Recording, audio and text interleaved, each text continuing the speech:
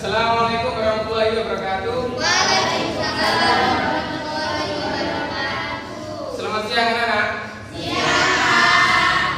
Bagaimana kabarnya? Alhamdulillah baik.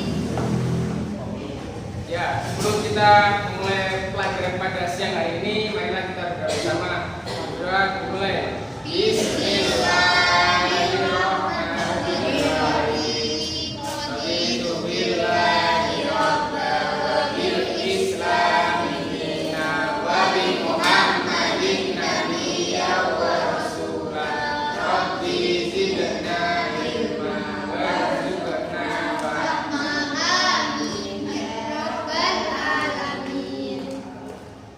Mari semangat ini, mari semangat. Semangat. Ya, karena siang-siang kayaknya udah agak loyo, kita ice breaking dulu ya. Santai. Bapak punya sebuah ingin merubah ingatan kalian. Jadi kita bermain kelipatan angka. Pak. Contoh ini. Kita main kelipatan angka 3. 1, 2, 3-nya bilang door. Pak. Ya, biar yang belakang yang ngantuk biar bisa belajar. Ya. Sama semuanya. Oke. Dimulai dari Mbak Farah. 2, 4. Ya. Jadi 1, 2, door. 4, 5, door. Paham ya? Oke. Ayo dimulai dari Farah. 1, 2, 5.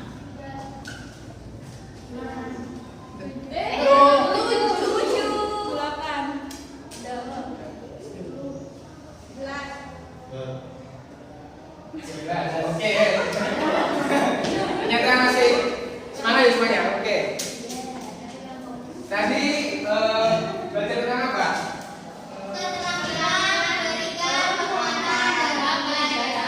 Ya.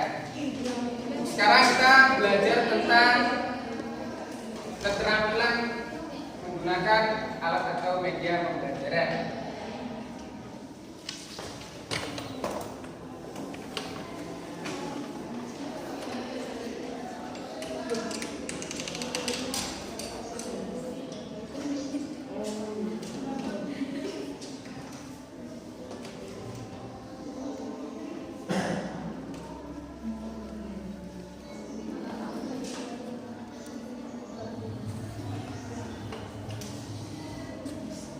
Kelihatan? Apa ya saya? Oke. Ada yang tahu apa sih media itu? Media.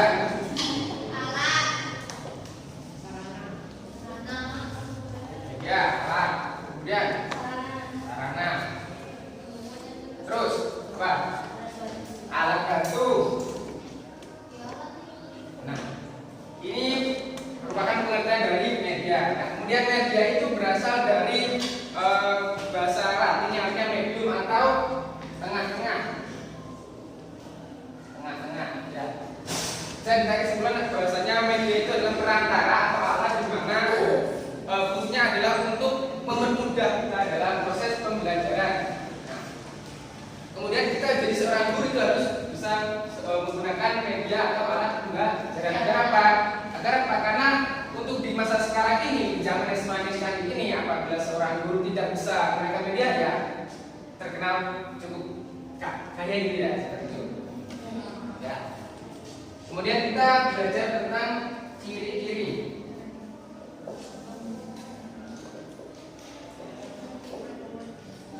Ada berapa cirinya? Kita tahu.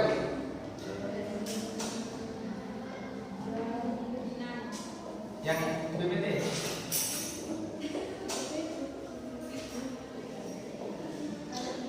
Ya, aja. Terus?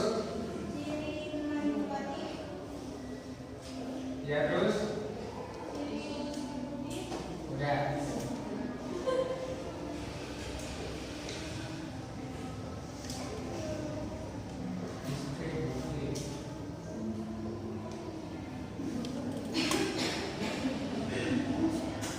Apa ciri ciri itu? Menggambarkan kemampuan media merekam, menyimpan, melestarikan, dan merekonstruksi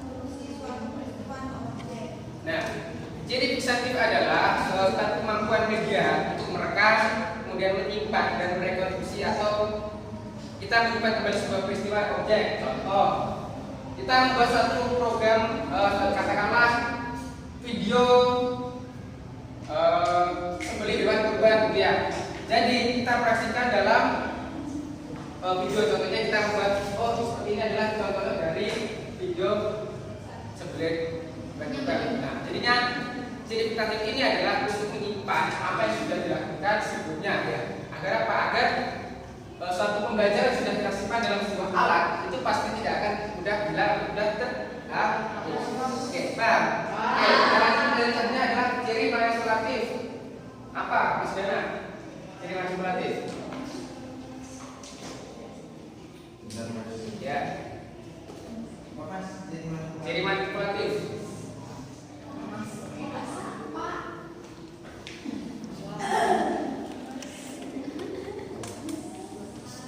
Mungkin ada yang bantu jawab? Siapa? Apa? Maksudnya bisa? Ya. Perubahan suatu kejadian atau objek dimungkinkan karena memiliki ciri manipulatif.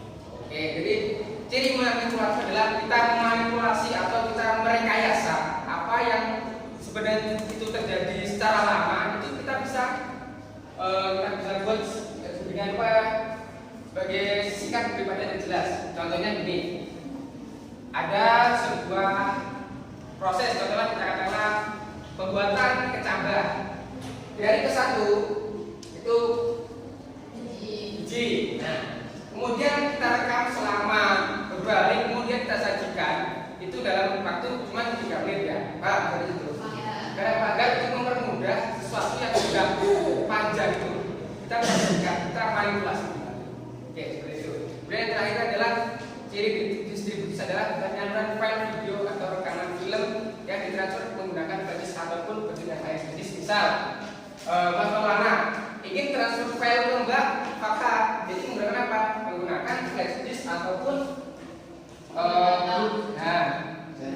RI bisa, kemudian Bluetooth. Nah, kalau Bluetooth itu sudah zaman dahulu ya, kita menggunakan circuit ataupun media yang lain.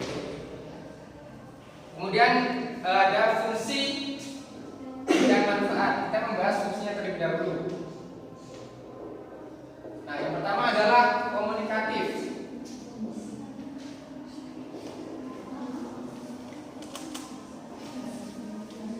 Apa maksudnya?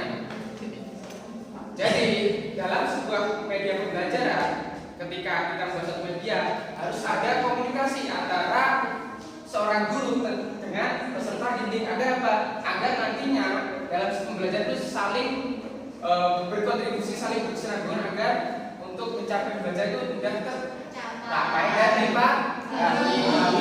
Kemudian ada motivasi. Motivasi. Nah, apa? Semangat. Kemudian apa lagi? Semangat.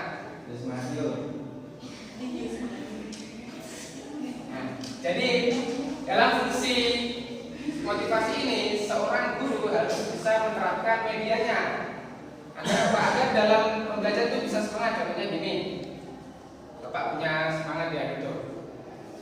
Belajarlah kalian sampai ke negeri Cina ya. Berarti seperti ini, contohnya seperti ini. Jadi ada motivasi loh. Ternyata dalam pembelajaran itu harus kita semangat mungkin agar apa? Bukan berarti tidak sampai ke negeri Cina ya, itu ada ibarat di tempat sana. Jadi untuk menggiatkan kembali atau ingin apa ya namanya? Menggerakkan kembali semangat untuk belajar. Oke.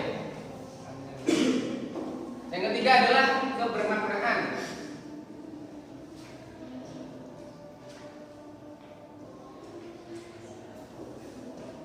Maksudnya apa, Pak? Jadi kebermaknaan itu adalah medianya itu ada manfaatnya.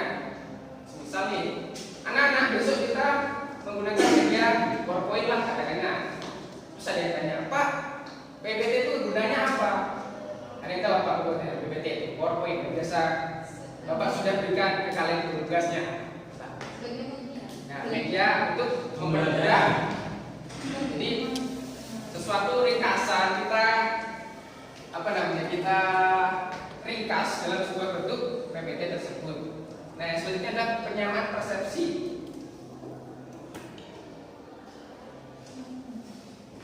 Penyamaan persepsi.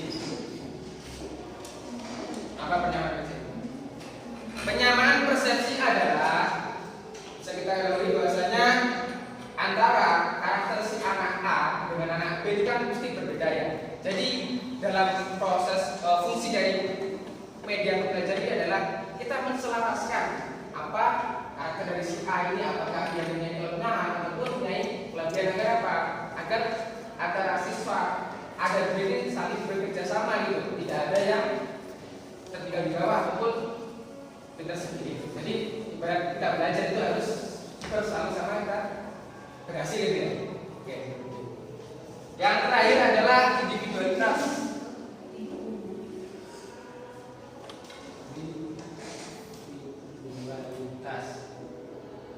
Nah, individualitas ini sama halnya agak mirip-mirip dengan penyamaan persepsi. Cuma individualitas lebih ke penekanan siswa tersebut. Contoh, Mbak Ila adalah anak yang paling pandai dalam menggunakan media, contohnya katakan audiovisual. Jadi individual ini adalah sebuah penekanan.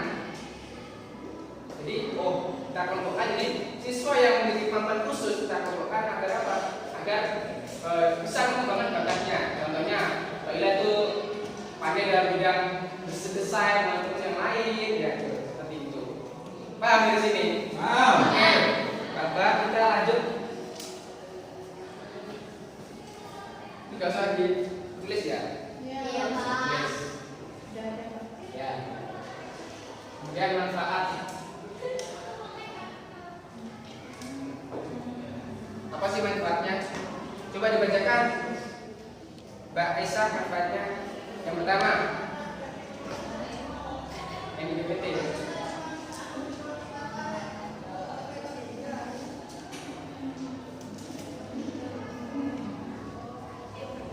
Penyampaian materi pembelajaran dapat diseragamkan. Diseragamkan. Oke. Kemudian yang kedua apa? Proses pembelajaran menjadi lebih jelas dan menarik. Lebih jelas dan menarik. Selanjutnya, Proses pembelajaran menjadi lebih interaktif, ya.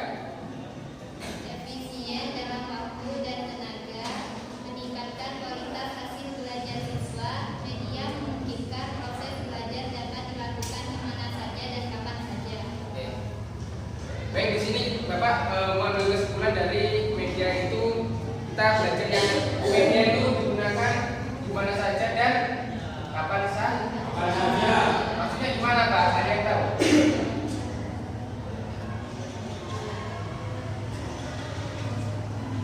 Maksudnya gimana? Ya Pak. Nah, jadi kita belajar media, taruhlah kita jam 9 kita belajar di laboratorium ataupun di lab komputer. Agar apa? Agar ada suatu variasi dalam pembelajaran itu yang lebih menarik. Kan kalian pernah nggak suka belajar di laboratorium? Nah, ya, kayak belajar bahasa itu. Ya. Oke. Paham dari sini? Paham.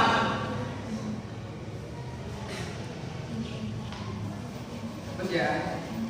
Ya. Kemudian ada klasifikasi atau pengelompokan. Kasih. Yang pertama apa? Coba sebutkan Mas Maulana.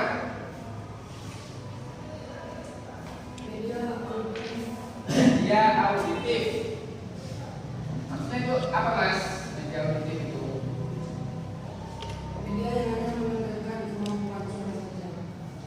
Ya, media yang hanya mengandalkan kemampuan suara saja. Tuh, coba punya contoh.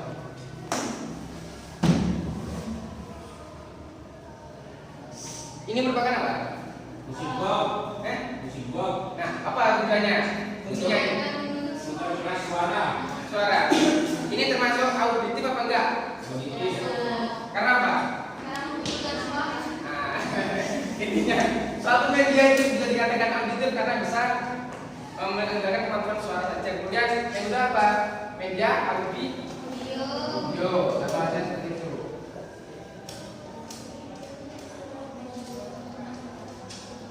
Kemudian apa? Visual media.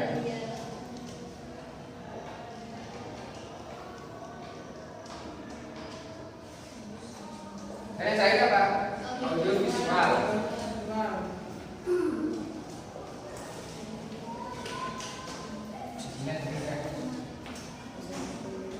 Media audio adalah yang menghadirkan kemampuan seperti radio, kaset dan sebagainya. Nah, jadi teknik apa yang namanya sound production ya, ini termasuk dari media auditif atau bisa disebut dengan media audio seperti itu. Kemudian visual media menampilkan gambar seperti foto, tulisan dan sebagainya. Jadi apa visual media itu? Kita menggambarkan foto itu kita aplikasikan lah dalam sebuah bentuk video. Nah, nantinya apa? Biar kita pahami. Contoh, kita membuat tugas, katakanlah tugas apa ya? Menguburi orang jenazah, mengubur orang mati meninggal gitu. Jadi kita video, oh seperti apa sih tata caranya dalam pemandian jenazah, kemudian sampai menguburnya seperti itu. Bisa video dan kita berikan dalam visual media. Dan lain ada make audio visual yang menggunakan suara dalam seperti video, sama aja seperti itu. Intinya jika kita belajar media itu kita harus paham dulu apa media itu dan kita harus bisa tahu apa caranya mengoperasikan. Nah, misal nggak bisa bagaimana Pak? Ya otomatis sebagai seorang pendidik itu akan pasti mengalami kesulitan ya. Paham dari sini? Paham. Yes.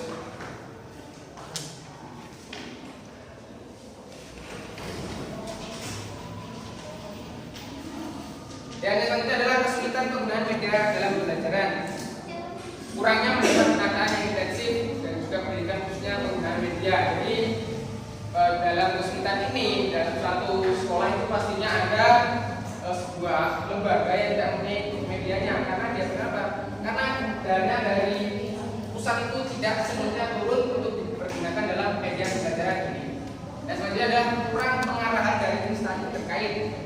Nah, selanjutnya adalah kurangnya media yang digunakan oleh instansi lembaga, adalah kurangnya pengetahuan guru profesional. Nah, kurangnya pengetahuan guru profesional sudah Bapak sampaikan bahwasanya menjadi seorang guru profesional, katakanlah guru itu apa sih? Digugu dan ditiru. Digugu dan ditiru, maksudnya. Jadi kita harus sudah digugu dan ditiru. Untuk profesional adalah harus bisa menguasai profesional. Katakanlah, misal besok Mas Sulana ada tugas, Mas Sulana besok Bapak suruh menjadi seorang katakanlah asisten dosen itu Pak. Oh siap, jadi harus memiliki profesional. Jadi siap gak siap harus dilaksanakan. Gitu. Kemudian proses pembelajaran mengajar diterapkan oleh guru dan studi masih kurang dapat dosen siswa hasil sehingga diharapkan kurang optimal. Itu ya. Kemudian ada kriterianya. Coba dibacakan Mbak Yudi apa kriterianya? Kriteria pilihan media pembelajaran yang pertama yaitu ketepatannya dengan tujuan dan pengajaran, hubungan terhadap isi bahan pelajaran, kemudian memperoleh media, keterampilan guru dalam menggunakannya, tersedia waktu untuk menggunakan media, dan sesuai dengan taraf berpikir visual. Oke, terima kasih Mbak Yudi. Jadi dalam kriteria ini itu sebagai seorang guru maupun murid itu harus membuka terlebih dahulu dah. Kita itu membuat media apa? Contohnya Pak, besok kita menggunakan media kayak pop up gitu ya, tahu ya? Jadi harus ada tujuannya. Buat apa? Agar nantinya dalam pembelajaran itu bisa tercapai secara efektif dan efisien. Apa sih efektif? Apa? Efektif. Sesuai dengan tujuan. Nah, sesuai dengan tujuan. Kemudian efisien apa? Tepat waktu. Nah, itu. Kemudian ada hubungan terhadap isi bahan pelajaran. Kemudian memperoleh media. Memperoleh media.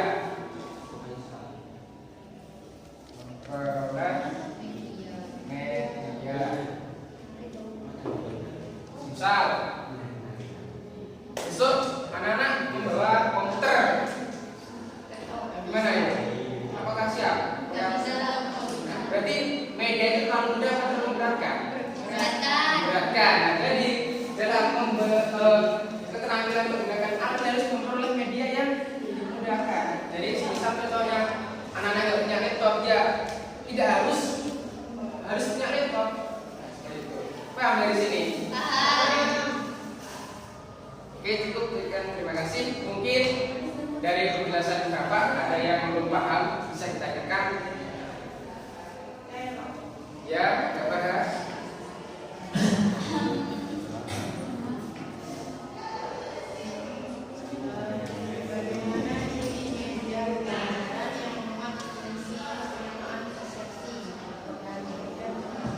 Yang mana, Pak? Persepsi. Kan tadi sudah Bapak jelaskan ya mengenai persepsi. Apa sih kata persepsi itu? Persepsi.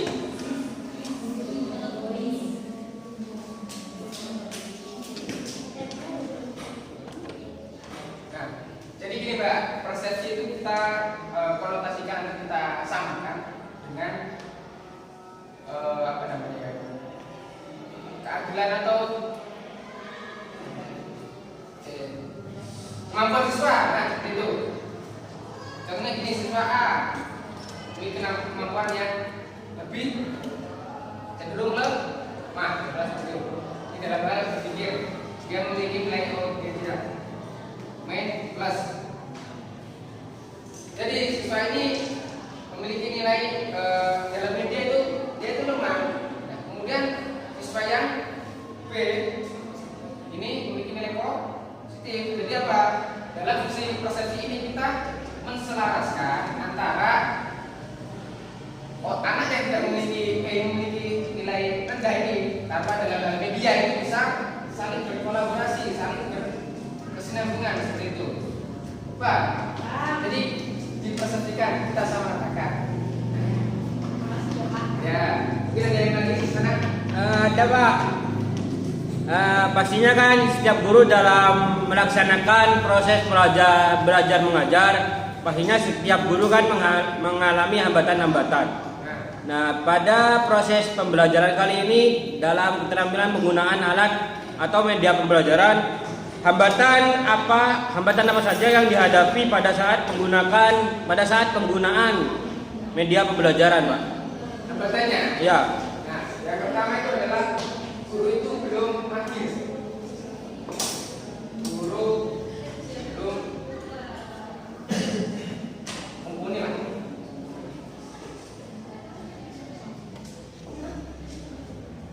Pastinya antara guru zaman dahulu zaman dahulu itu beda pengetahuannya mengenai tidak digital. Jadi untuk guru yang belum menguasai itu berarti guru yang belum mumpuni terkait apa? Terkait medianya. Seperti itu katanya pertama. Kemudian sarana medianya. Sarana media. Contoh di sekolah A belum menerapkan sistem pembelajaran menggunakan bahasa. Nah, jadi itu bisa mengakibatkan apa?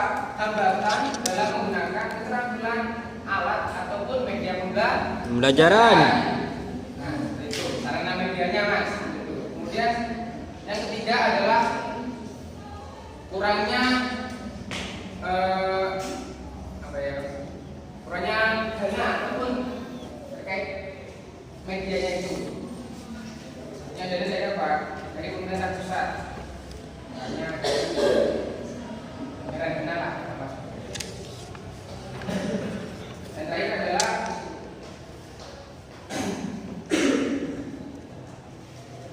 bahasa guru itu kurang mudah dipahami. Bahasa guru kurang dipahami. Pak. Paham, Pak? Yes. Mungkin ada yang lagi tanyakan? Sudah. Ngantuk semua? Kita main game atau gimana? Ya. Oke. Ya, mungkin sekiranya waktunya sudah siang ya. Mungkin kalian semua sudah pada hafal atau capek. Yang untuk pembelajaran pada kesempatan kali ini Bapak cukupkan. Semoga apa yang kita pelajari mulai awal sampai akhir bisa bermanfaat buat kalian. Amin. Semoga dalam media pembelajaran ini kalian bisa menerapkan atau mengembangkan kreativitas kalian dalam hal segi media. Baik, itu saja penjelasan dari Bapak terkait pembelajaran hari ini. Bapak akhiri. Ihdinas siratal mustaqim. Wassalamualaikum warahmatullahi wabarakatuh. Oh ya, sebelum itu kita berdoa dulu. Doa tutup majelis ya. Berdoa